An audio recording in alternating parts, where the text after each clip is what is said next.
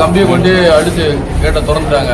ஆனால் டிரைவர்கிட்ட கேட்டேன், ஏன்னா இவ்வளோ வேகமாக பிரேக் பண்ணிட்டேன், இப்படி இதாகிடுச்சு கேட்டக்கு அவர் என்னன்னா படக்கணா அவனை பார்க்குறக்கு வடக்க மாதிரி தெரியுது, அப்புறம் ஒரு மாதிரியா பேசிட்டாரு. உள்ளே வந்துட்டாங்க, பிரேக் போட்டேன், விழுந்துட்டாங்க. நான் என்ன செய்ய, அப்புறம் அந்த டிரைவர் பேசுனதான் மனசு கஷ்டமாக இருந்துச்சு.